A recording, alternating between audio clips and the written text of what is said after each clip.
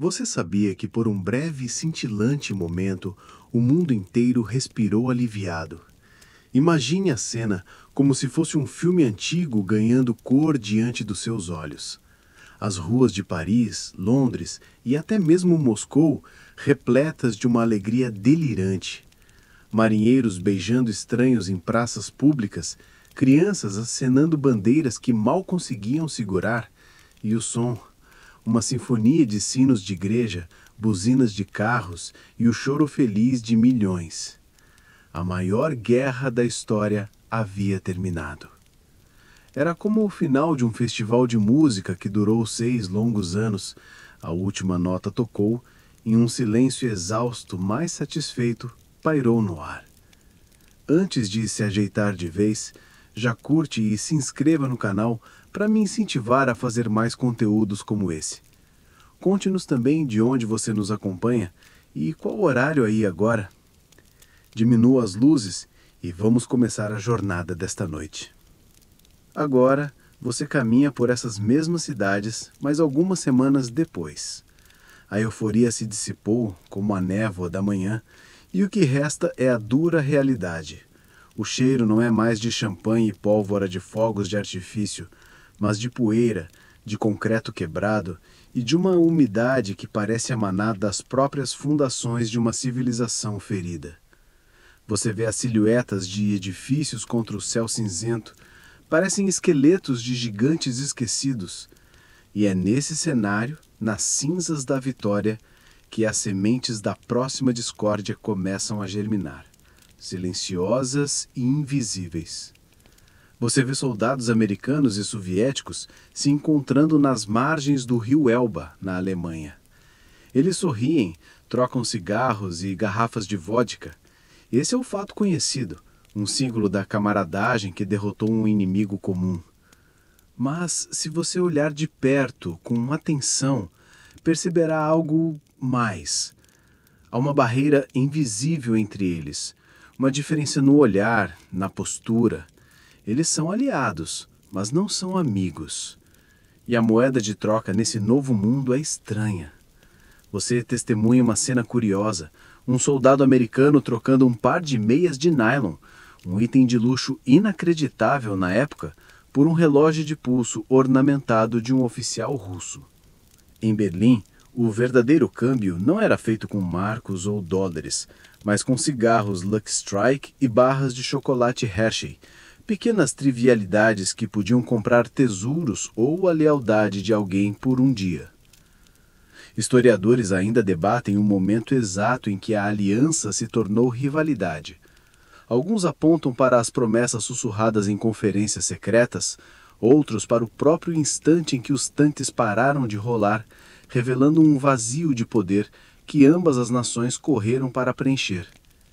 Você sente a mudança no ar, uma queda sutil na temperatura. Os discursos públicos ainda falam de cooperação duradoura, mas nos bastidores, em salas repletas de fumaça de charuto em Washington e no Kremlin, os mapas estão sendo desenhados novamente. A conversa não é sobre libertação, mas sobre esferas de influência, sobre portos de águas quentes e zonas de segurança. A guerra quente acabou, mas uma paz gelada começa a se instalar. Uma paz cheia de desconfiança, onde cada gesto de boa vontade é analisado como um movimento num tabuleiro de xadrez invisível. Para entender como a amizade se desfez, você precisa viajar no tempo, para fevereiro de 1945, a um palácio na península da Crimeia, banhada pelo Mar Negro. Você está em Yalta. O ar é frio e úmido, mas dentro do palácio de Livadia, antiga residência de verão do czar Nicolau II, a atmosfera é carregada de um calor pesado e tenso. Aqui os 3 homens mais poderosos do mundo se reúnem para decidir o destino de centenas de milhões. Você os vê sentados em poltronas suntuosas. Franklin Roosevelt, o presidente americano, parece uma sombra de si mesmo, o corpo enfraquecido pela polio, mas os olhos ainda brilham com um idealismo teimoso, a esperança de uma organização das Nações Unidas que garantiria a paz perpétua. Ao seu lado, Winston Churchill, o bulldog britânico, está visivelmente mal-humorado, desconfiado, tragando seu charuto e murmurando sobre o avanço do urso russo sobre a Europa. E então, há um anfitrião, Joseph Stalin. Ele sorri, um sorriso quase avoenho, e propõe brindes intermináveis com a melhor vodka georgiana, ganhando o apelido de Tio Joe dos americanos. Mas por trás daquele bistogue espesso, seus olhos são como pedaços de gelo, calculistas e impenetráveis.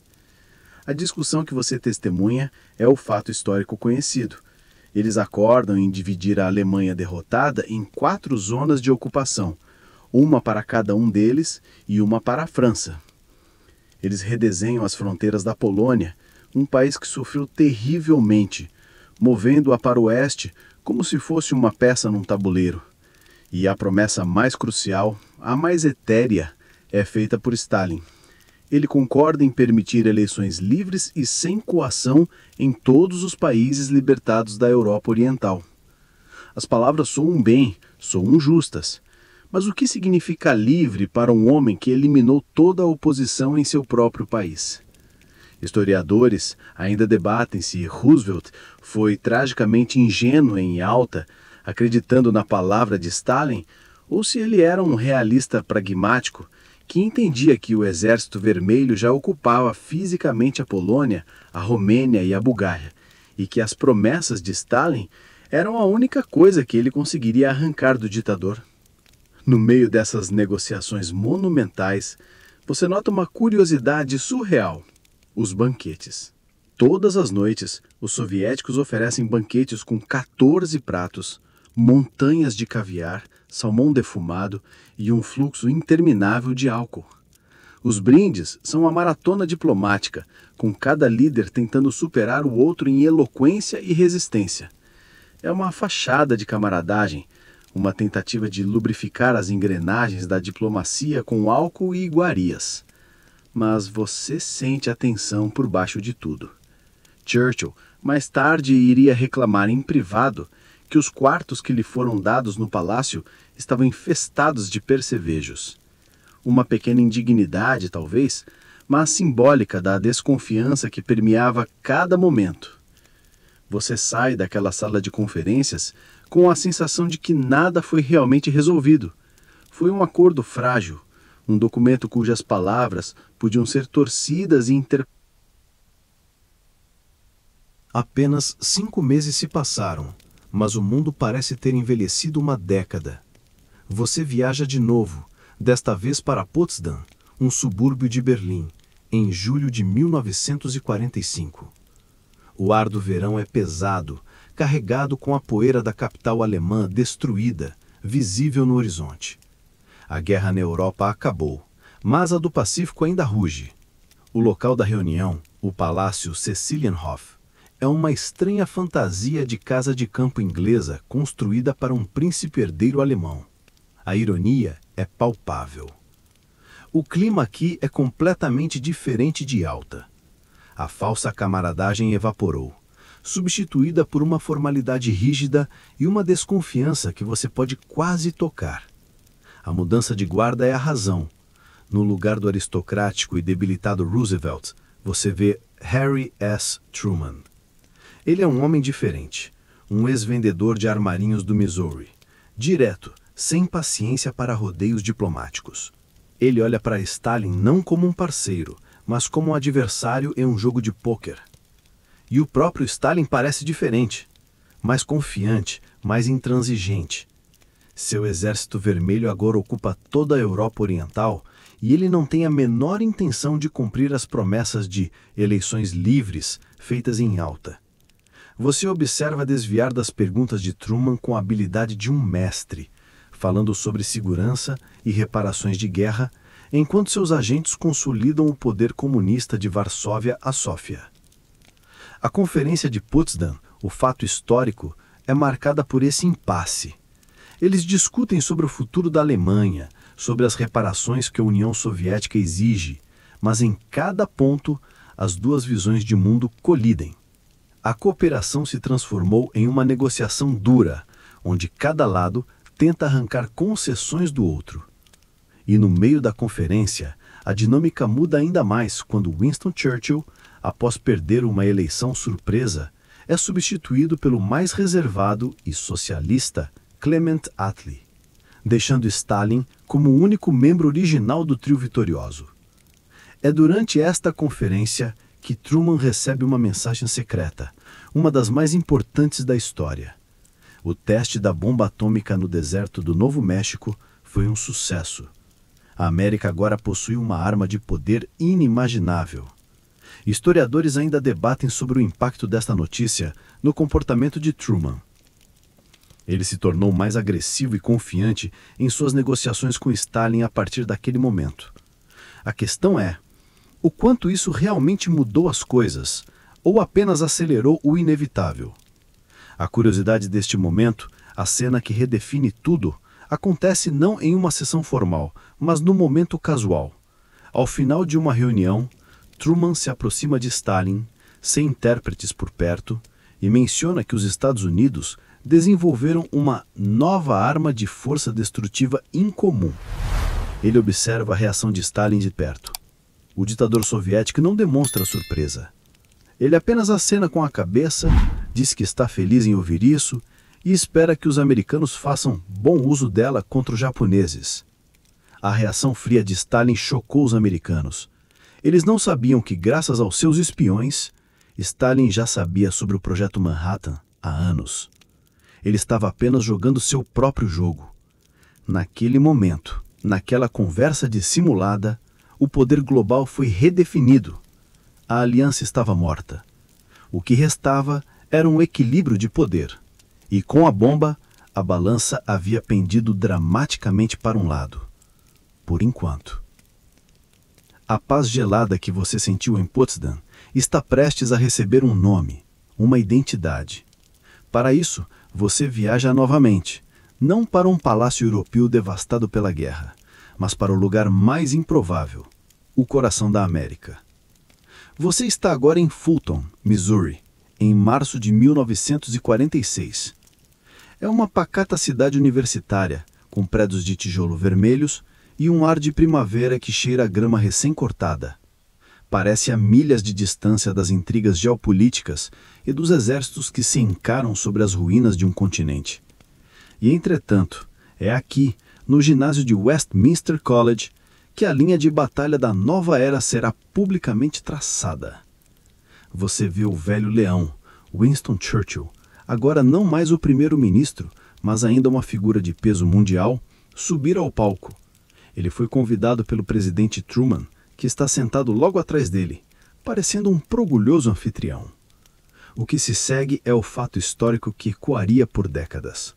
Com sua voz de trovão, modulada para o rádio e para a história, Churchill pronuncia as palavras que todos nos bastidores já sentiam, mas que ninguém ousava dizer em voz alta.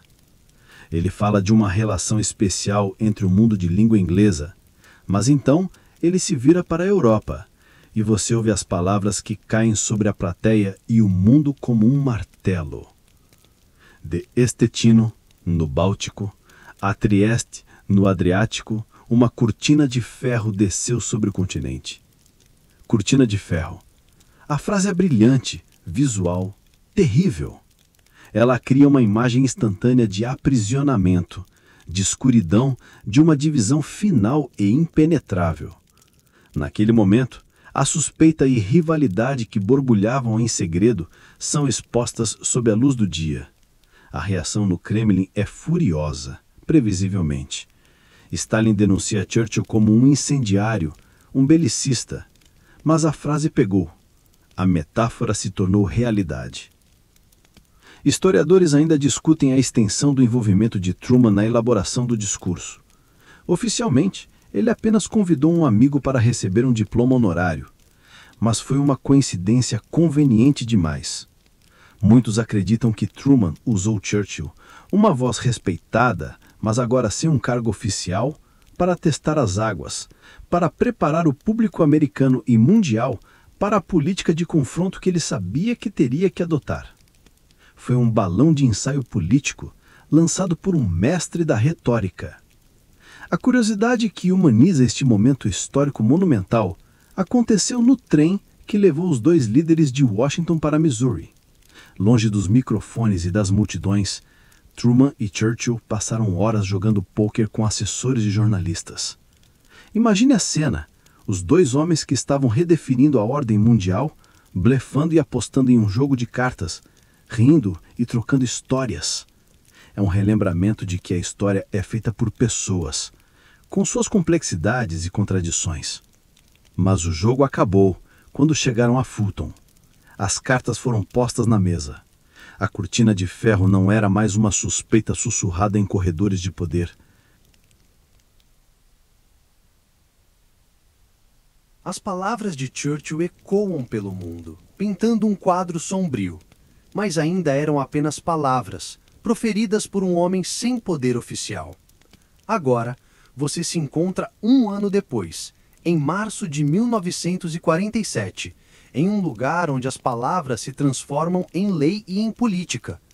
Você está sentado na galeria da Câmara dos Representantes dos Estados Unidos, em Washington, D.C. O ambiente é solene, quase fúnebre.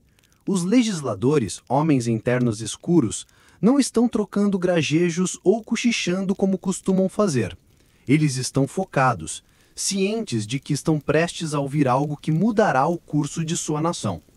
O presidente Harry Truman sobe ao pódio. Ele não tem a voz ressonante de Roosevelt ou o estilo dramático de Churchill.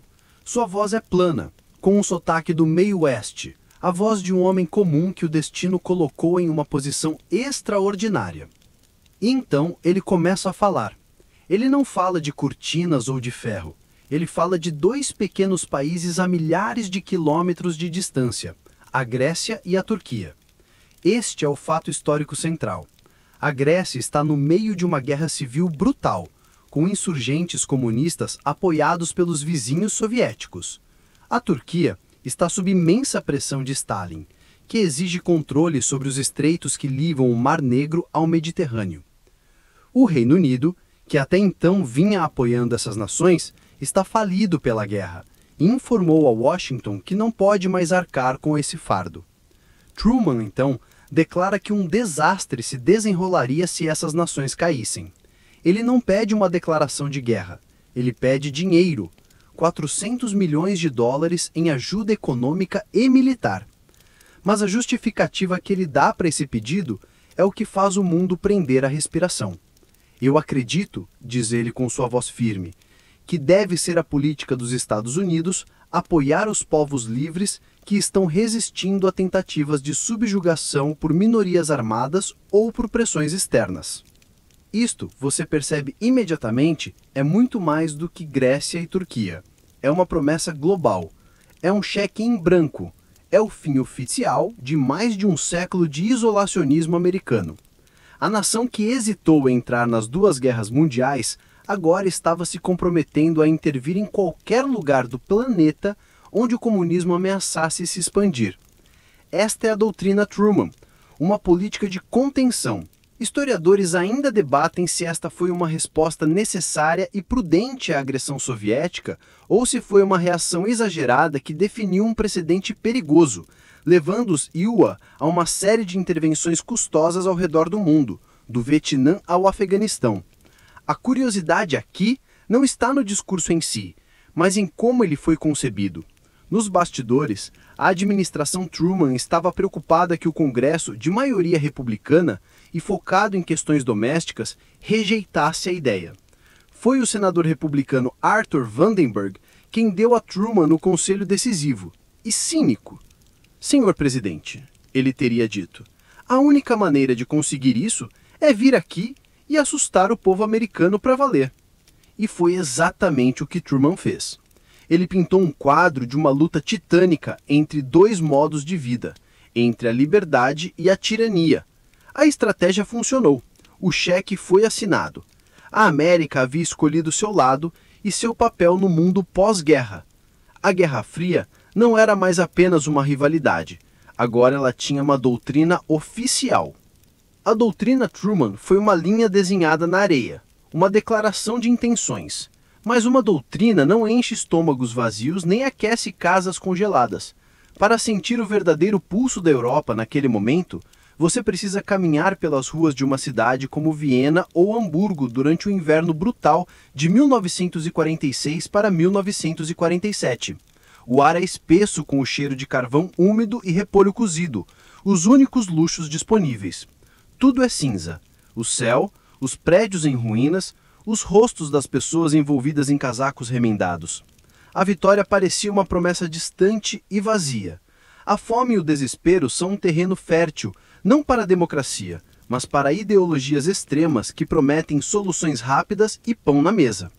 Nos cafés clandestinos de Paris e nas fábricas da Itália, os partidos comunistas, que haviam sido heróis da resistência, ganhavam força, prometendo um novo amanhã sob a bandeira vermelha. A contenção militar não era suficiente. A América percebeu que precisava de uma arma diferente, uma arma econômica. Você está agora no gramado da Universidade de Harvard, em junho de 1947. O ambiente é de celebração acadêmica, formando-os em suas becas pais orgulhosos. Quem sobe ao pódio para discursar não é um político carismático, mas um homem de poucas palavras, o general George Marshall. O arquiteto da vitória americana na guerra, um homem de imensa integridade e respeito. Ele não faz um discurso inflamado. Sua fala sóbria, quase técnica. Ele descreve a situação desesperada da Europa e então lança a ideia, o fato histórico conhecido como Plano Marshall, oficialmente chamado de Programa de Recuperação Europeia. Era uma oferta de ajuda econômica numa escala nunca antes vista, o equivalente a mais de 150 bilhões de dólares hoje. Mas havia uma condição genial. A ajuda não seria dada país por país. As nações europeias teriam que se reunir, deixar de lado suas antigas rivalidades e apresentar um plano de reconstrução unificado. Era uma maneira de forçar a cooperação e criar uma Europa Ocidental economicamente integrada. O som dos guindastes na Europa Ocidental chega aos seus ouvidos. Mas agora você está em um lugar onde esse som é interpretado de forma muito diferente. Você está no Kremlin, no coração de Moscou. As paredes são grossas, os corredores são longos e sombrios, e o ar parece denso com séculos de intriga e poder. Aqui, o Plano Marshall não é visto como um ato de generosidade, é visto como uma arma. Você está na presença de Joseph Stalin, e em seus olhos você vê a compreensão clara de que os dólares americanos são tão perigosos para seu império quanto os tanques americanos.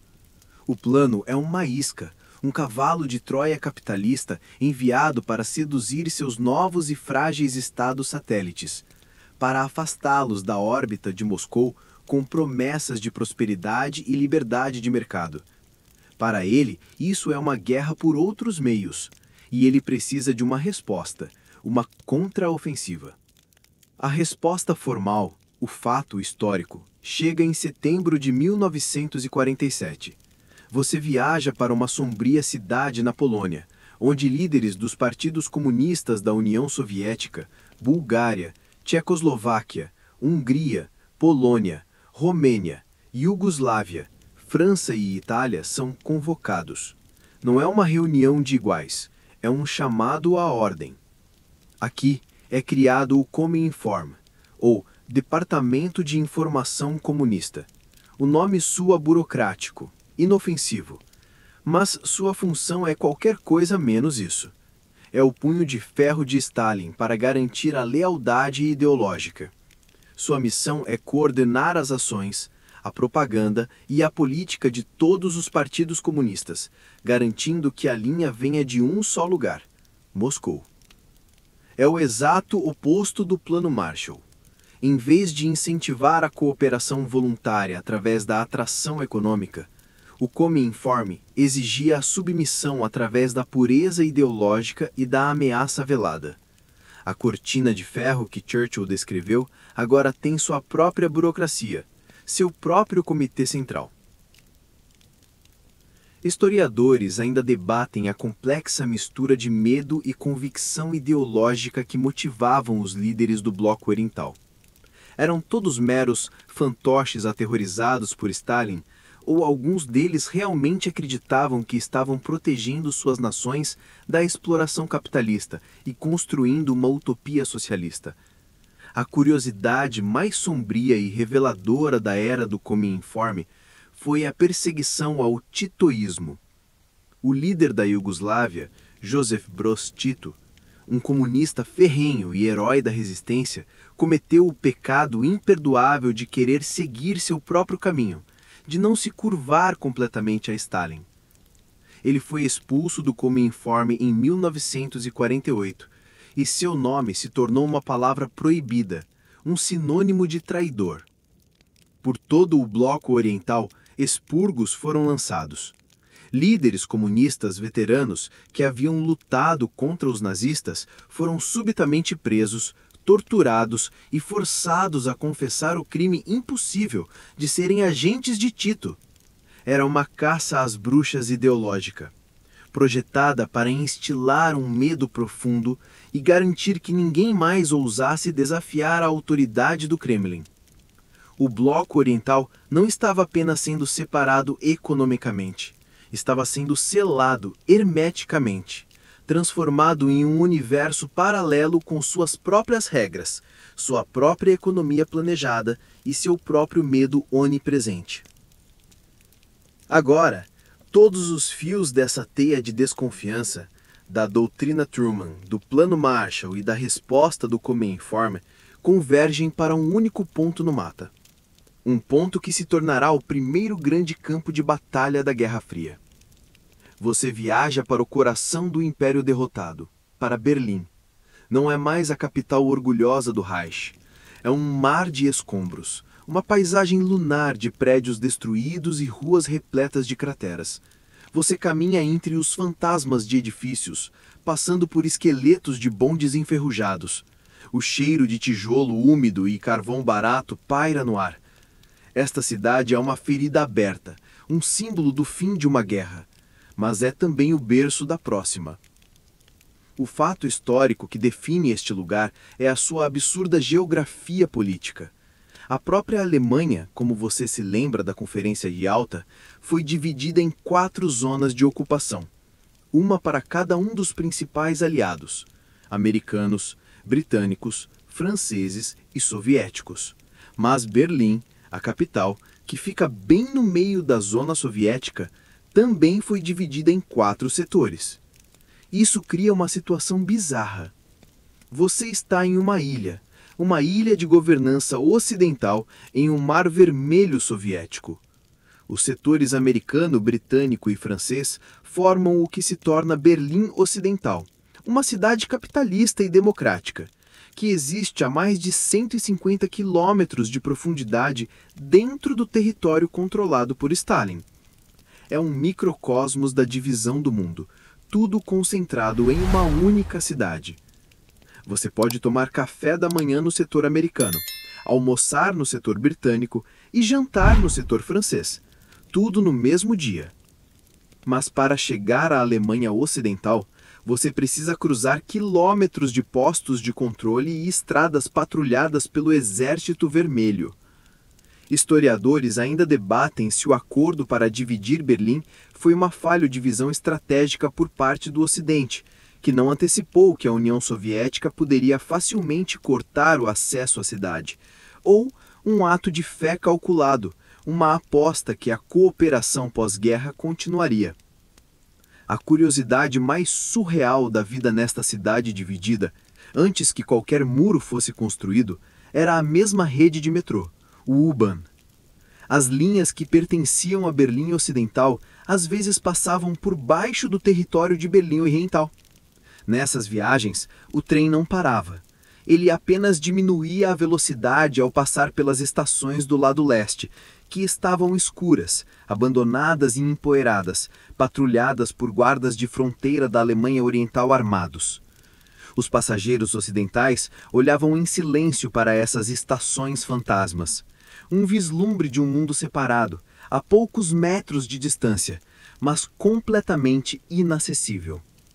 Era a metáfora perfeita para a cidade, conectada e separada ao mesmo tempo. Berlim não era apenas um símbolo, Era um laboratório, onde as duas Você está de volta a Berlim, a ilha no Mar Vermelho. A vida aqui é um exercício diário de surrealismo. Mas o problema mais imediato, mais tangível, não é a política ou a ideologia. É o dinheiro no seu bolso. Você tira uma nota do velho Reichsmark.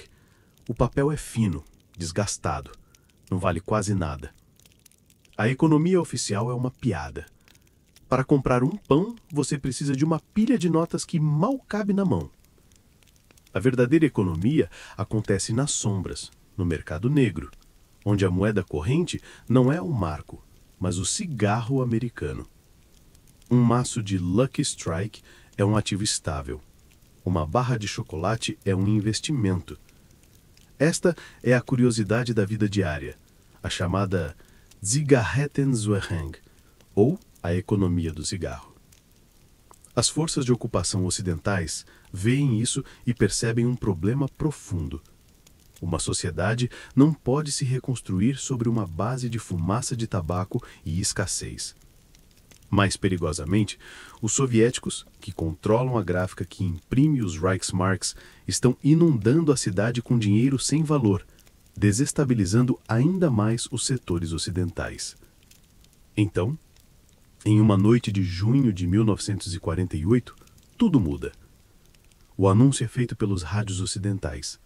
Uma nova moeda está chegando, o Deutsche Mark. Este é o fato histórico, a gota d'água. Na manhã de 20 de junho, você se junta a filas imensas de berlinenses. Cada pessoa tem o direito de trocar 60 velhos Reichsmarks por 40 dos novos Deutschmarks. É uma troca dura, um recomeço doloroso que anula as economias de muitos. Mas o que acontece a seguir é um milagre. Você recebe as notas novas. Elas são nítidas, cheias de promessas. E, como se por mágica, as vitrines das lojas que estavam vazias há anos começam a se encher. Produtos que estavam escondidos em estoques esperando por uma moeda real aparecem de repente. Pela primeira vez em muito tempo, há coisas para comprar, e você tem dinheiro que vale alguma coisa para comprá-las. Uma onda de otimismo, frágil mas real, percorre os setores ocidentais. Historiadores ainda discutem se este ato foi primariamente uma medida de salvação econômica desesperadamente necessária ou se foi uma provocação política calculada, um movimento deliberado para criar uma Alemanha ocidental separada e forçar a mão de Stalin. Do outro lado da cidade, no setor soviético, a reação é imediata e furiosa. Eles veem a reforma monetária não como um ato de reconstrução, mas como um ato de guerra econômica. Para eles, o Ocidente está tentando anexar economicamente sua parte de Berlim, criando uma ilha de prosperidade capitalista para minar o controle soviético sobre o leste. A propaganda soviética denuncia a medida como um plano imperialista. Você sente a mudança na atmosfera da cidade.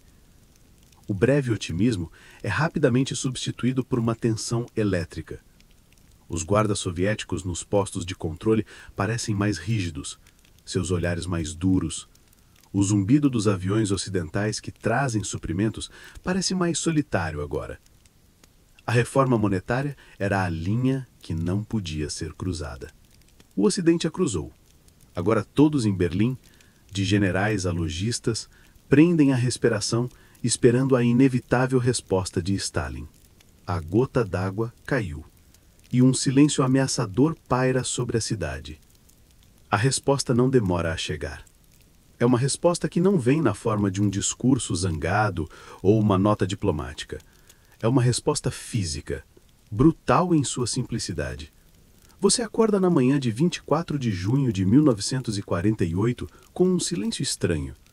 O barulho habitual dos trens de carga que vinham do oeste, trazendo comida, carvão e tudo que uma cidade precisa para viver, desapareceu. O fluxo de barcaças nos canais parou. Você vai até uma das estradas que ligam Berlim Ocidental ao resto do mundo, a Autobahn. O que você vê é chocante. A estrada está vazia. Barricadas foram erguidas.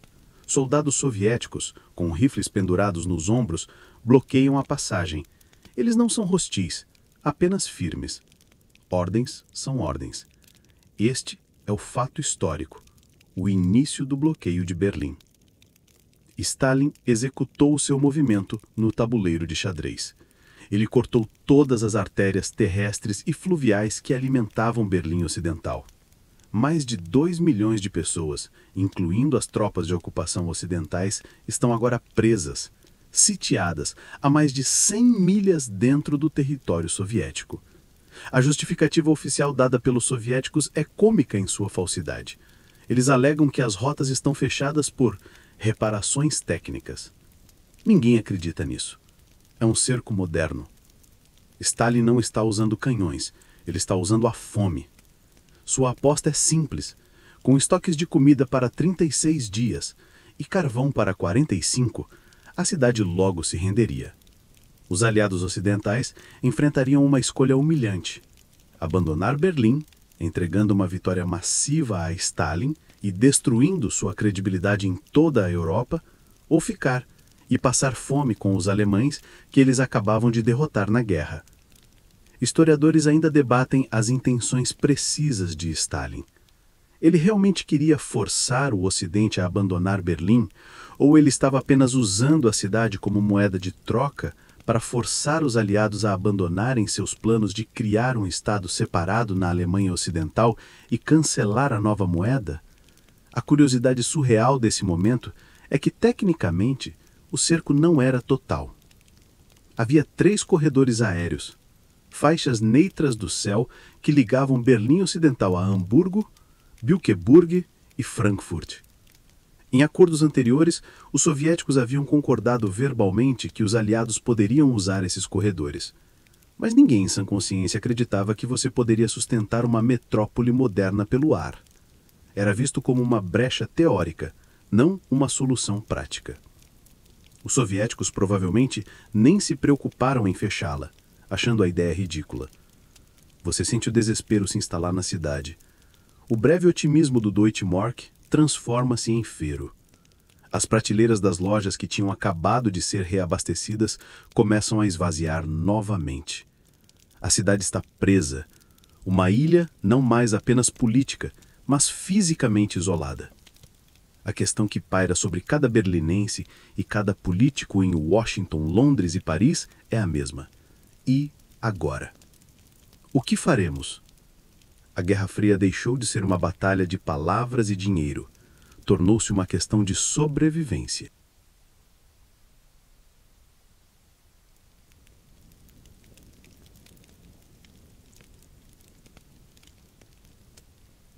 Neste momento da nossa história, em que o mundo inteiro prende a respiração sobre o destino de Berlim, vamos nós fazer uma pequena pausa para respirar. Neste canal, viajamos pelo tempo para aprender ou para encontrar a tranquilidade que nos leva ao sono. E se eu te dissesse que existe uma forma de entender a própria ciência por trás desse descanso? Por isso, quero compartilhar uma descoberta que mudou minha forma de ver o nosso tempo de repouso. O livro Por que Nós Dormimos. É uma jornada fascinante que revela como uma boa noite de sono aprimora nossa capacidade de aprender e memorizar as histórias que contamos aqui, além de fortalecer nossa saúde de uma forma que nenhuma outra coisa consegue. E agora, com a respiração retomada e a mente preparada, vamos voltar para o coração da crise em Berlim, onde a decisão mais crítica está prestes a ser tomada. O silêncio nos corredores do poder é mais ensurdecedor que o barulho de qualquer batalha. Para sentir a pressão esmagadora deste momento, você precisa estar em 2 lugares ao mesmo tempo. Primeiro, você está em Berlim, no quartel-general americano, um oásis de ordem em meio ao caos da cidade. O homem no centro de tudo é o general Lucius D. Clay, o governador militar americano. Ele é alto, austero, com a postura rígida de um homem que passou a vida dando e recebendo ordens. Eles o chamam de o Kaiser, por sua atitude inflexível. Ele não vê a situação como um problema diplomático, ele a vê como um problema de engenharia que deu errado. Uma estrada está bloqueada, então você a desobstrui. Sua primeira reação, se o instinto de soldado, é direto. Ele quer formar um grande comboio de caminhões, com escolta de tanques e soldados, e simplesmente forçar a passagem pela Autobahn até Berlim. Se os soviéticos querem uma guerra, que seja. Sua proposta é o fato histórico central deste dilema. Ele telefona para seus superiores em Washington, sua voz firme e cheia de convicção. Quando Moscou nos der um empurrão, ele argumenta, teremos que responder com força, não podemos recuar. Você o vê apontando para um mapa, traçando a rota com o dedo. A curiosidade de seu plano é a sua especificidade. Ele não queria apenas uma demonstração de força. Ele queria chamar o blefe soviético de reparos técnicos. Seu comboio seria liderado por batalhões de engenharia de combate, prontos para consertar qualquer ponte que os soviéticos alegassem estar convenientemente quebrada.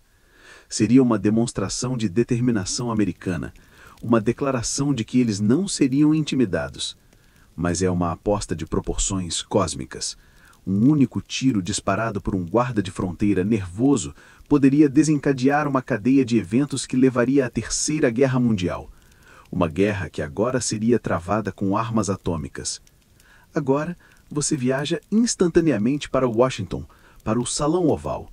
O ar é pesado com fumaça de cigarro e ansiedade. Aqui, a perspectiva é diferente. Harry Truman e seus conselheiros não têm o luxo de certeza de um general no campo. Eles veem o quadro completo, o tabuleiro global. É aqui que você se depara com o debate que ainda hoje divide os historiadores. Stalin estava blefando. Ele realmente arriscaria uma guerra total contra os Estados Unidos, que tinham um monopólio da bomba atômica por causa de Berlim? Alguns argumentam que não, que Stalin era um realista brutal que recuaria se confrontado com força inequívoca. Outros acreditam que o orgulho soviético e a imprevisibilidade da situação poderiam facilmente ter levado a um confronto armado, independentemente das intenções originais de Stalin. Truman tem que tomar uma decisão sem saber a resposta. É um jogo de roleta russa com o destino do mundo. Após uma deliberação angustiante, a ordem vem de Washington. Não haverá comboio. O risco é muito alto, mas o recuo também não é uma opção. Abandonar Berlim seria uma humilhação catastrófica, um sinal para o mundo inteiro de que as garantias americanas não valiam nada.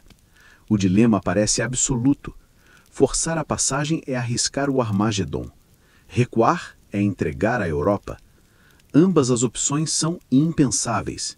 A cidade está sitiada, o tempo está se esgotando, e as duas únicas soluções na mesa são inaceitáveis. O mundo prende a respiração.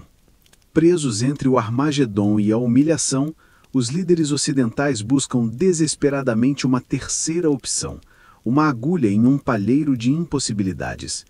A solução, quando surge, não vem de uma grande estratégia militar ou de uma manobra diplomática brilhante. Ela surge de conversas hesitantes, de cálculos rabiscados em blocos de notas e de uma fé quase cega na engenhosidade. Você está em uma reunião tensa, onde generais e burocratas discutem o problema. Alguém, talvez um oficial da Força Aérea Real Britânica, menciona os 3 corredores aéreos, aquelas brechas teóricas que os soviéticos deixaram abertas. A ideia é mencionada quase como uma brincadeira, uma fantasia. Sustentar uma cidade de 2 milhões de pessoas pelo ar é um absurdo logístico. Os cálculos iniciais são desanimadores. Berlim Ocidental precisaria no mínimo de 4.500 toneladas de suprimentos por dia apenas para sobreviver, para manter as luzes acesas e um mínimo de comida nos estômagos. Isso significava centenas de voos diários, em qualquer clima, com os aviões de transporte da época, os velhos Douglas C-47, que mal conseguiam carregar 3 toneladas por vez. O general Clay, em Berlim, inicialmente cético, agarra-se à ideia como um homem que se afoga. É a única opção que não significa guerra ou rendição. A decisão é tomada. Nasce a Ponte Aérea de Berlim, ou, como os americanos a chamaram, Operation Vitals, Operação Comida, e os britânicos, Operation Plainfare. Este é o fato histórico, a aposta audaz. A ordem é dada, e o que se segue é um dos maiores feitos de organização e improvisação da história humana. Você viu o início caótico. Os primeiros aviões chegam, desorganizados, pousando quando e onde podem no aeroporto de Tempelhof, no coração da cidade. As equipes de terra, compostas por americanos, britânicos, franceses e, crucialmente, por trabalhadores alemães, correm para descarregar os aviões manualmente. É lento, ineficiente, mas está acontecendo. Eles não estão nem perto da meta de toneladas diárias, mas cada avião que pousa é uma pequena vitória, um ato de desafio. A curiosidade que poucos conhecem é a atitude dos próprios berlinenses. Você poderia esperar ressentimento? Afinal, eram os mesmos aviões, às vezes os mesmos pilotos que haviam bombardeado sua cidade até as ruínas apenas 3 anos atrás. E agora, eles eram sua única esperança de salvação. Mas o que você testemunha é o oposto. Multidões de berlinenses se reúnem nas cercas do aeroporto, não com raiva, mas com uma alegria quase desesperada, aplaudindo cada pouso.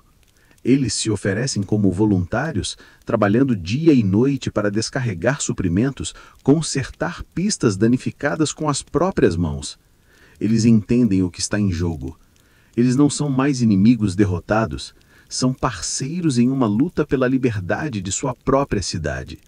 Historiadores ainda debatem se a ponte aérea foi planejada desde o início como a solução definitiva, ou se era apenas uma medida paliativa, uma forma de ganhar tempo enquanto os diplomatas tentavam negociar o bloqueio. A verdade é que ela evoluiu.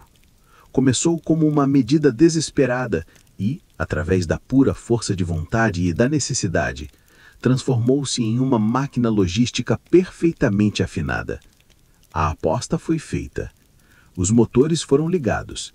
Agora a questão era se essa corrente de vida, enquanto o dia se aprofunda e as sombras se alongam dentro da Longhouse, uma nova figura entra. Ela não é uma moradora desta casa. Isso fica claro por sua vestimenta e pela maneira como os outros reagem à sua presença. É uma mulher idosa, seu rosto uma rede de rugas que falam de inúmeros invernos. Ela se apoia em um cajado de madeira entalhado com símbolos e runas, e em seu topo há uma pedra polida. Ela usa um manto azul escuro, adornado com peles, e um cinto do qual pendem pequenas bolsas de couro. Um silêncio respeitoso, tingido de apreensão, cai sobre a Longhouse. A matriarca a cumprimenta com deferência e a conduz a um assento de honra em uma plataforma elevada preparada especialmente para ela. Esta é a Volva, a vidente, a feiticeira. A existência dessas mulheres poderosas é um fato conhecido, documentado em sagas como a saga de Eric o Vermelho e em poemas como o Völuspá, a profecia da vidente. A Volva era uma praticante itinerante do Seidr, uma forma de magia nórdica associada à adivinhação e à manipulação do destino. Ela não pertencia a uma única comunidade, mas viajava de fazenda em fazenda, oferecendo seus serviços em troca de hospitalidade e pagamento. Seu poder era imenso. Reis e jarls a consultavam antes de batalhas importantes, e fazendeiros buscavam seu conhecimento para prever o sucesso das colheitas ou a causa de uma doença misteriosa. Sua autoridade não vinha da força ou da riqueza, mas de sua conexão com o mundo dos espíritos. A curiosidade reside na natureza do Seidr e no ritual que ela está prestes a realizar. Depois de comer uma refeição especial preparada para ela, um prato feito com os corações de vários animais, ela se senta na plataforma elevada, o Seidhjalr. As jovens da casa se reúnem ao seu redor e começam a cantar uma canção especial, o Vardlokur, um canto hipnótico e repetitivo, projetado para atrair os espíritos. Enquanto o canto enche o ar, a Volva entra em transe. Seu corpo treme, seus olhos se reviram e ela começa a falar com uma voz que não parece ser a sua. Ela está viajando em espírito, buscando respostas no mundo invisível. Historiadores ainda debatem a natureza exata do Seidr. Era uma forma de xamanismo com a alma da vidente deixando o corpo? Era uma performance teatral altamente elaborada? Ou era uma prática que envolvia o uso de substâncias psicoativas para induzir estados alterados de consciência? A evidência arqueológica, como a sepultura da volva de Firkad, uma Dinamarca, que foi enterrada com seu cajado, sementes de meimendré, uma planta alucinógena e outras parafernálias rituais, sugere que pode ter sido uma combinação de tudo isso. O Seidr era uma prática paradoxal. Era imensamente respeitada e necessária, mas também era considerada erd, um termo que significa não masculino ou vergonhoso quando praticada por homens. A magia era, em grande parte, um domínio feminino. Odin, o deus que aprendeu o Seidr com Freya, foi frequentemente ridicularizado por outros deuses por se envolver em uma arte feminina. Enquanto a volva fala em sua voz de transe, respondendo às perguntas do chefe da família sobre o próximo inverno, você sente o poder e o perigo que a cercam. Ela é a ponte entre os mundos, a que caminha na fronteira entre o conhecido e o desconhecido. Sua magia é uma força vital para a comunidade, mas é uma força selvagem e imprevisível, e todos na sala a tratam com o respeito cauteloso que se daria a uma loba adormecida. A operação, que começou como uma improvisação caótica, precisa se transformar numa máquina. Para ver como isso aconteceu, você precisa conhecer o homem que a orquestrou. Ele não é um general de combate, mas um mestre da logística, o general William H. Tanner. Ele já havia comandado uma ponte aérea durante a Segunda Guerra Mundial, sobre as montanhas do Himalaia, a chamada Corcunda. Eles o chamavam de Willy o Chicote, por sua obsessão implacável com a eficiência. Quando ele chega a Berlim, ele vê um esforço heróico, mas desorganizado. Ele está prestes a transformá-lo em uma sinfonia. Você o observa andando pela pista de Tempelhof, seu olhar não perdendo nada. Ele implementa regras rígidas, o fato histórico que transformou a ponte aérea. Os voos são cronometrados ao segundo. Os pilotos não têm permissão para sair de suas cabines ao pousar. Equipes de terra, cronometradas com um cronômetro, correm para descarregar a carga em menos de 30 minutos. Caminhões de lanches móveis, dirigidos por mulheres alemãs apelidadas de Creep and Crawl, servem café e sanduíches aos pilotos diretamente na janela da cabine. Tudo é otimizado para um único propósito: manter os aviões no ar. O resultado é um balé mecânico de tirar o fôlego. Do céu, parece um fluxo interminável de aviões, um a cada 3 minutos, 24 horas por dia, 7 dias por semana, voando em um sistema de mão única, pousando em um aeroporto e decolando de outro. O som sobre Berlim muda.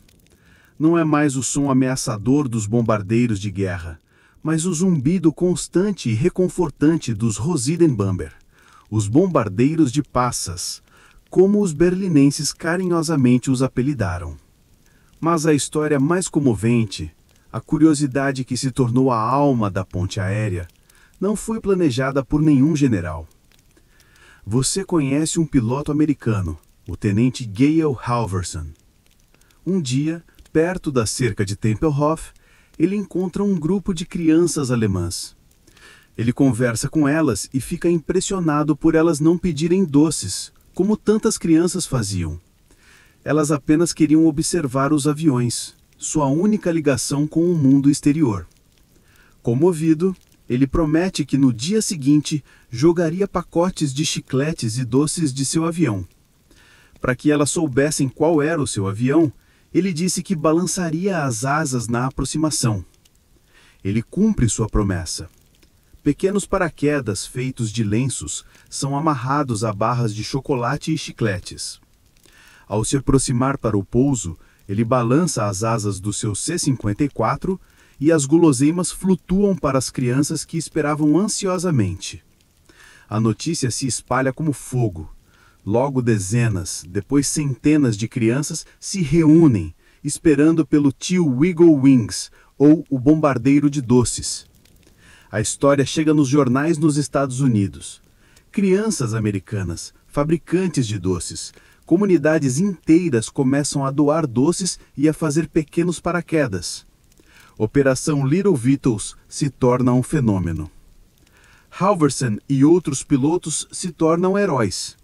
Historiadores ainda discutem o impacto da propaganda desta ação.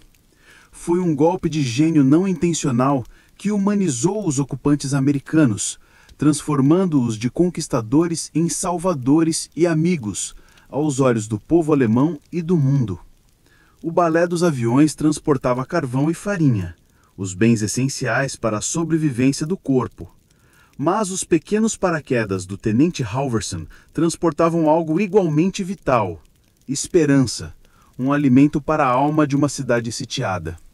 Enquanto os aviões dançam no céu, você precisa descer ao nível da rua para entender o que realmente significa viver sob o bloqueio. Você caminha pelos bairros de Berlim Ocidental durante o outono e o início do inverno de 1948. A cidade é um estudo em resiliência. A vida é dura, reduzida ao essencial. O fato histórico dominante é o racionamento severo. A sua ração diária é cientificamente calculada para mantê-lo vivo, mas não muito mais. É uma mistura monótona de batatas em pó, pão feito com farinha de baixa qualidade, um pouco de carne enlatada e vegetais secos.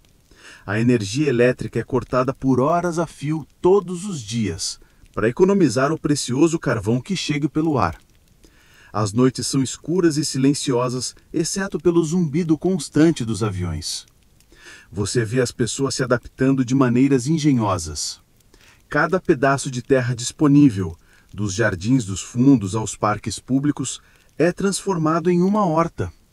Você vê famílias cuidando dos seus pequenos canteiros de repolho e batata com um zelo feroz. A criatividade nasce da necessidade. As pessoas inventam receitas para fazer bolos com batatas em pó e adoçantes artificiais. O humor, sombrio e desafiador, se torna uma ferramenta de sobrevivência.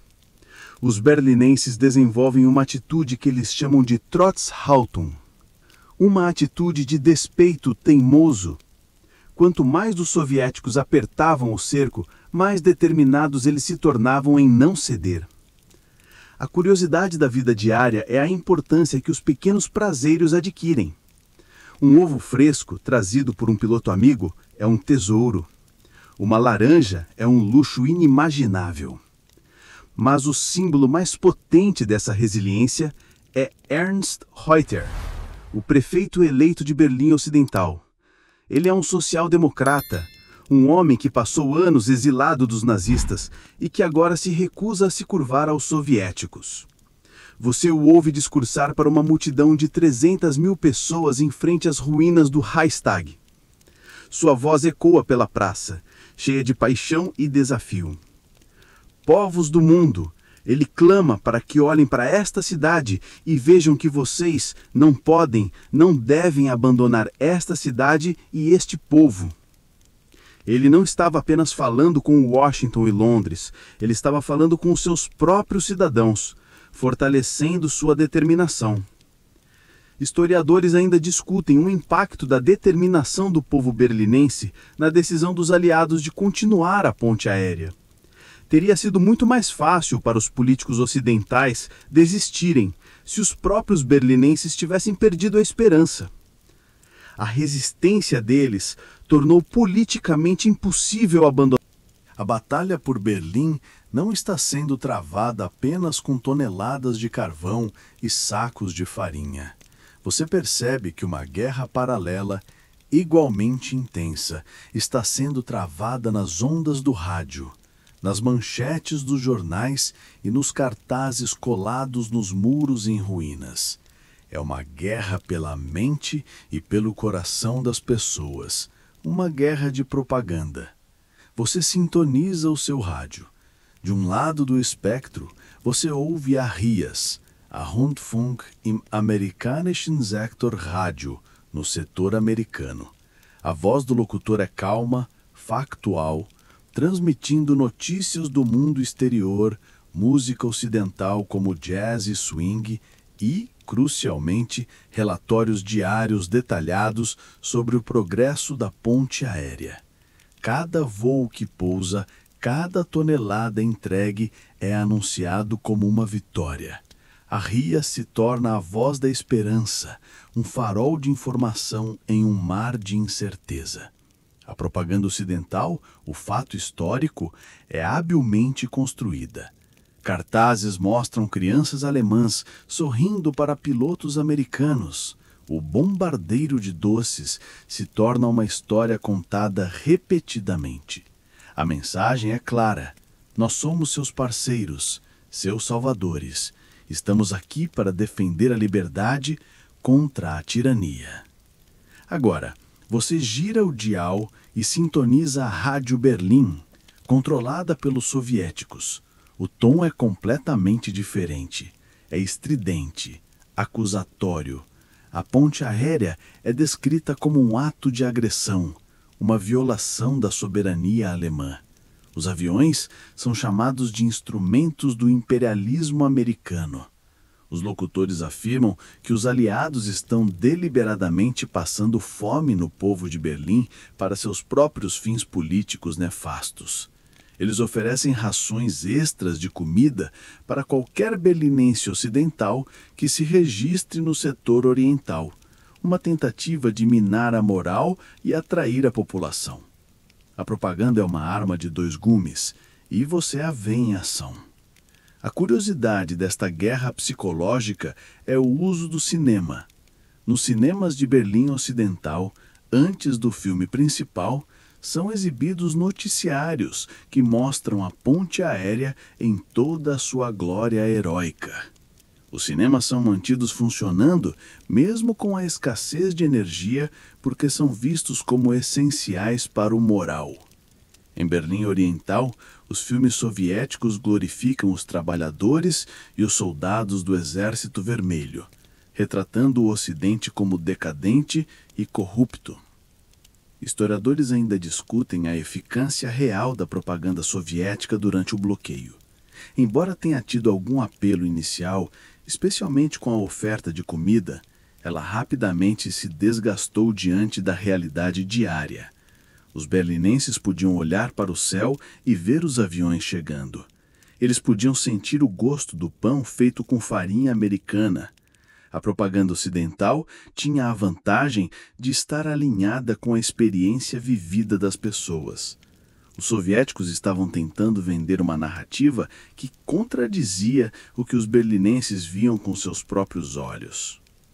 A batalha de propaganda culmina em um momento simbólico. Os soviéticos tentam organizar uma manifestação em frente ao prédio do governo da cidade, que ficava no seu setor. Uma multidão de contra-manifestantes de Berlim Ocidental, liderados pelo prefeito Ernst Reuter, marcha em direção a eles. Por um momento tenso, os dois grupos se encaram, separados por uma linha de policiais. A violência parece iminente.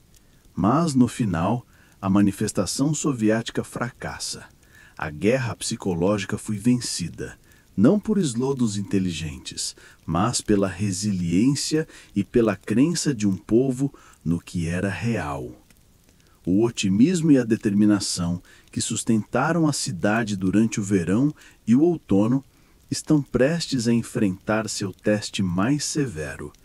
Você sente a mudança no ar. Não é mais o frio agradável do outono, é uma umidade cortante que penetra nos ossos.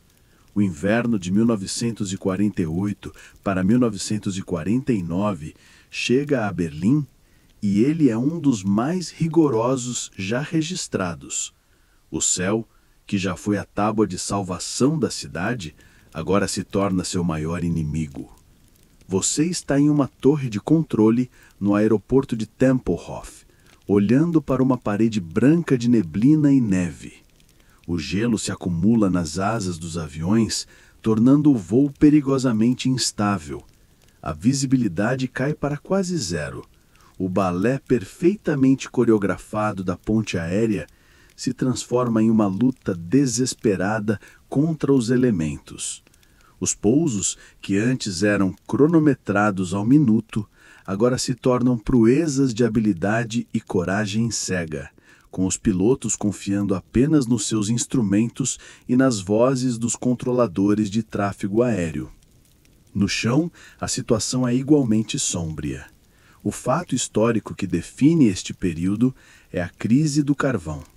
A ponte aérea consegue trazer comida suficiente para evitar a fome em massa, mas o carvão, pesado e volumoso, é muito mais difícil de transportar. As rações de carvão para aquecimento doméstico são cortadas ao mínimo. Você caminha pelos apartamentos de Berlim. As famílias se reúnem em um único cômodo, vestindo todas as roupas que possuem, tentando se aquecer com o calor de um único fogão pequeno, se tiverem sorte. Para cozinhar, as pessoas queimam o que podem, livros, móveis quebrados. Para obter lenha, elas começam a cortar as árvores do Tiergarten, o grande parque central da cidade. Um ato de desespero que deixa cicatrizes na paisagem e na alma da cidade. É a ponta de ruptura. A moral, que tinha sido tão alta, começa a vacilar. As pessoas estão exaustas, doentes, congelando. É neste momento que a aposta de Stalin parece mais próxima de dar certo. Historiadores ainda discutem a eficácia real da propaganda soviética durante o bloqueio. Embora tenha tido algum apelo inicial, especialmente com a oferta de comida, ela rapidamente se desgastou diante da realidade diária. Os berlineses podiam olhar para o céu e ver os aviões chegando. Eles podiam sentir o gosto do pão feito com farinha americana. A propaganda ocidental tinha a vantagem de estar alinhada com a experiência vivida das pessoas. Os soviéticos estavam tentando vender uma narrativa que contradizia o que os berlinenses viam com seus próprios olhos. O inverno não é apenas uma estação, é um adversário, um teste de resistência que, em meio ao heroísmo e à resiliência, você precisa se lembrar que esta operação não é um filme de Hollywood. Ela tem um custo real, medido não apenas em dólares, mas em vidas humanas. Você está na beira de uma pista de pouso em uma manhã fria e cinzenta. Uma sirene soa. Um dos aviões, um C-47 carregado de farinha, teve uma falha no motor durante a aproximação na neblina espessa. Você testemunha um momento terrível em que o avião perde altitude muito rápido, colide com um prédio de apartamentos perto do aeroporto e explode em uma bola de fogo. Este é o lado sombrio da ponte aérea, o fato histórico que muitas vezes é esquecido nas narrativas triunfalistas. A operação foi perigosa e as pessoas morreram. Ao longo dos quase 15 meses da ponte aérea, ocorreram mais de 100 acidentes. 31 pilotos americanos e 40 pilotos e tripulantes britânicos perderam suas vidas. 13 civis alemães também morreram, vítimas de aviões que caíram em áreas residenciais. Cada acidente era uma tragédia, mas também uma crise de moral. Você vê os rostos sombrios dos outros pilotos e das equipes de terra após um acidente. Há medo, há tristeza, mas também há uma determinação renovada. Eles sabiam dos riscos, eles continuaram voando. A curiosidade mais pungente deste custo humano é o memorial que seria construído mais tarde perto do aeroporto de Tempelhof. É uma estrutura de concreto simples, mas poderosa, que se curva em direção ao céu. Possui 3 pontas, representando os 3 corredores aéreos. Os berlinenses o apelidaram de Hungerhark, o ancinho da fome, um nome que captura a dualidade da operação, a fome que ela combateu e o custo que ela exigiu. Na base do memorial Estão gravados os nomes de todos os pilotos e tripulantes que morreram, um lembrete permanente de seu sacrifício. O custo material também foi astronômico. Os aviões estavam sendo usados em um ritmo para o qual não foram projetados, voando sem parar. A manutenção era um pesadelo logístico. Motores eram trocados, fuselagens remendadas, peças de reposição tinham que ser transportadas de avião para a Alemanha. Historiadores ainda calculam o custo financeiro total, que chega a centenas de milhões de dólares na época, uma quantia colossal para nações que ainda se recuperavam da Segunda Guerra Mundial. A questão que os políticos em Washington e Londres enfrentavam constantemente era se o custo valia a pena.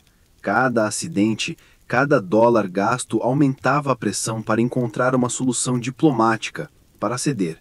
Mas cada acidente também fortalecia o vínculo entre os pilotos aliados e o povo de Berlim. Os berlinenses viam que os aliados não estavam apenas enviando suprimentos, estavam sangrando com eles.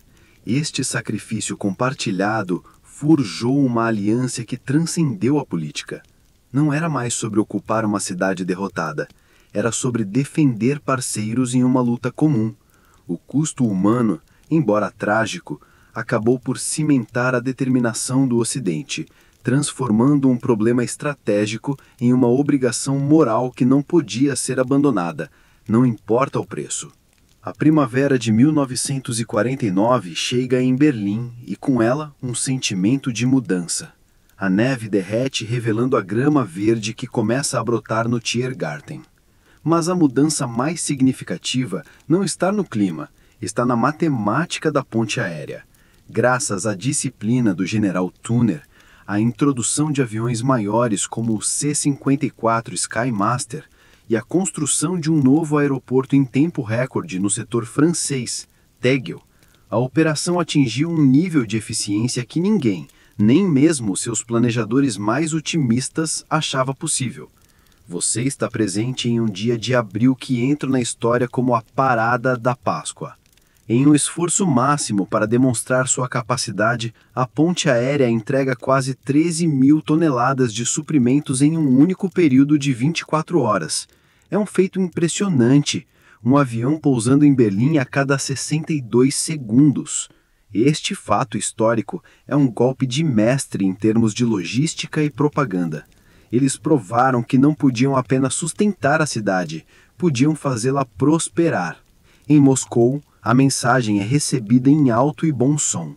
Você está de volta aos corredores sombrios do Kremlin. Stalin olha para os relatórios. O bloqueio, sua grande aposta, falhou.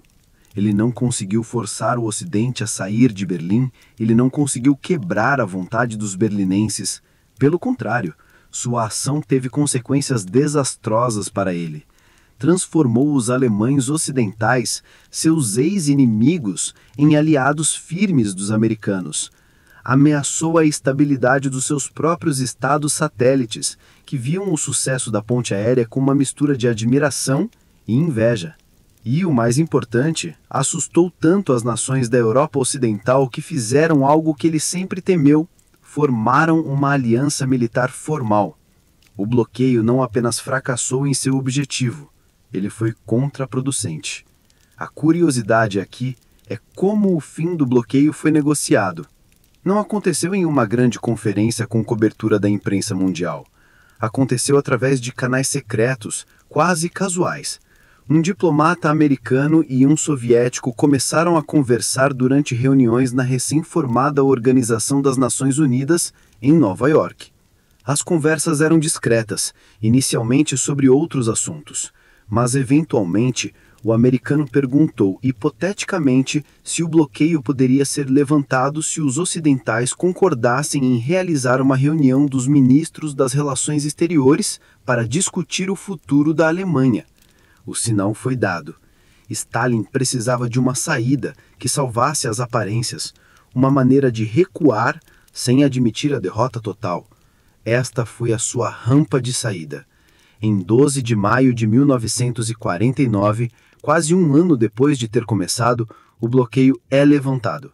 À 00:01, os primeiros caminhões e trens do comboio ocidental cruzam a fronteira para Berlim. As barricadas soviéticas simplesmente desaparecem.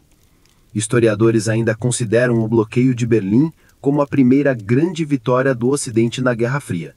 Foi uma vitória conquistada não com bombas, mas com perseverança, engenhosidade e uma vontade de ferro. O som dos caminhões chegando a Berlim é o som da vitória, mas também é o som que confirma a fratura do continente. O bloqueio, a aposta de Stalin, teve um efeito colateral que ele nunca previu e que iria assombrá-lo pelo resto da Guerra Fria. Você viaja para Washington, D.C., em abril de 1949, um mês antes do fim oficial do bloqueio, mas quando o resultado já era claro. O medo gerado pela agressão soviética em Berlim havia agido como um catalisador. As nações da Europa Ocidental, que por séculos haviam lutado umas contra as outras em guerras sangrentas, agora estavam unidas por um medo comum. Elas perceberam que, sozinhas, não poderiam resistir ao poder do Exército Vermelho. Elas precisavam de uma garantia, uma promessa de ferro de que não seriam abandonadas. Você está em uma cerimônia solene no auditório departamental em Washington. Representantes de 12 nações, incluindo os Estados Unidos, Canadá, Reino Unido, França e outros países da Europa Ocidental, se reúnem para assinar um tratado. Este é o fato histórico que cimentou a divisão do mundo, a criação da Organização do Tratado do Atlântico Norte, a OTAN. O coração do tratado é seu artigo 5, uma frase que mudaria a história da segurança global. Ele declara que um ataque armado contra um ou mais membros na Europa ou na América do Norte será considerado um ataque contra todos eles. É uma promessa de defesa coletiva. Pela primeira vez em sua história, os Estados Unidos se juntavam a uma aliança militar em tempos de paz, abandonando de vez a advertência de George Washington contra alianças emaranhadas. Historiadores ainda debatem se a OTAN foi uma consequência inevitável da ideologia soviética ou se foi a crise de Berlim que forneceu o impulso final e necessário para superar as hesitações políticas de ambos os lados do Atlântico. A curiosidade da formação da OTAN é a relutância inicial de muitos nos Estados Unidos. Havia uma forte corrente isolacionista no Congresso, que via a aliança como um compromisso perigoso que poderia arrastar a América para as intermináveis disputas da Europa. Foi a demonstração nua e crua do poder soviético em Berlim que silenciou a maioria desses críticos. O bloqueio fez com que a ameaça parecesse real e imediata, não mais uma abstração teórica. A aliança que Stalin mais temia, uma frente ocidental unida e militarizada, foi forjada no fogo de sua própria agressão. A criação da OTAN foi a formalização da Cortina de Ferro. O que antes era uma metáfora de Churchill, agora era uma realidade militar, com exércitos, bases e planos de batalha de ambos os lados. Em resposta, a União Soviética formalizaria sua própria aliança militar alguns anos depois, o Pacto de Varsóvia, completando a divisão do continente em 2 blocos armados até os dentes. A crise de Berlim não levou a uma guerra quente na Europa, mas garantiu uma paz fria, uma paz baseada no medo, na dissuasão e na certeza de que qualquer conflito futuro seria catastrófico. A ponte aérea salvou a cidade, mas a crise acelerou a militarização do confronto. O tabuleiro estava montado, as peças estavam em posição e a aliança forjada na crise estava agora pronta para uma longa e tensa vigília que duraria décadas. O zumbido constante que se tornou a trilha sonora da vida em Berlim desapareceu. Você está na cidade agora, e o silêncio é a primeira coisa que você nota. É um silêncio cheio de significado. O som dos caminhões e trens substituíram o dos aviões, trazendo não apenas suprimentos de emergência, mas os bens de uma vida normal. A vitória é palpável, um suspiro coletivo de alívio que percorre as ruas. Mas quando caminha por esta cidade renascida, você percebe que a cicatriz do bloqueio não desapareceu, ela apenas se tornou uma fronteira permanente. Em 1949, a fratura é formalizada. O fato histórico que conclui este capítulo é a criação de 2 estados alemães. Nos setores ocidentais, nasce a República Federal da Alemanha, a Alemanha Ocidental, firmemente ancorada na aliança da OTAN e na economia de mercado. Nos territórios controlados pelos soviéticos, é proclamada a República Democrática Alemã, a Alemanha Oriental, um estado satélite de partido único. A ilha de Berlim Ocidental permanece, mas agora é uma ilha dentro de um país hostil, que por sua vez é um bloco dentro de um continente dividido. Enquanto o Ocidente celebrava sua vitória moral e logística, o outro lado aprendia suas próprias lições. A curiosidade sombria que brotou das cinzas do bloqueio foi a criação, no início de 1950, do Ministério para a Segurança da Alemanha Oriental, mais conhecido pelo seu acrônimo infame, a Stasi. Os soviéticos e seus aliados alemães perceberam que a força bruta e o isolamento não eram suficientes. Eles precisavam de controle interno, de olhos e ouvidos em todos os cantos para garantir que uma rebelião de vontade como a de Berlim nunca mais acontecesse. A fratura não seria apenas guardada por soldados, mas por uma vasta rede de espionagem e informantes, um legado de desconfiança que envenenaria a sociedade por 40 anos. A vitória na ponte aérea teve um efeito profundo na mentalidade ocidental. Historiadores ainda discutem se o sucesso em Berlim, uma vitória limpa, tecnológica e relativamente sem derramamento de sangue em grande escala, criou uma sensação de excesso de confiança nos Estados Unidos e em seus aliados. Eles haviam enfrentado o urso soviético e o fizeram recuar, sem disparar um tiro em fúria. A contenção parecia não apenas uma doutrina, mas uma estratégia vencedora. Talvez eles tenham subestimado a adaptabilidade de seu adversário. Talvez eles tenham acreditado que futuros confrontos poderiam ser resolvidos com poder econômico e superioridade logística.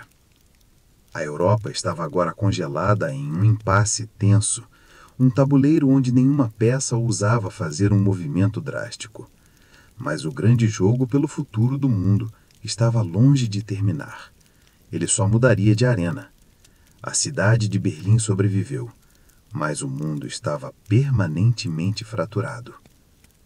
A guerra agora era fria, mas estava prestes a ficar quente pela primeira vez, não na Europa, mas numa península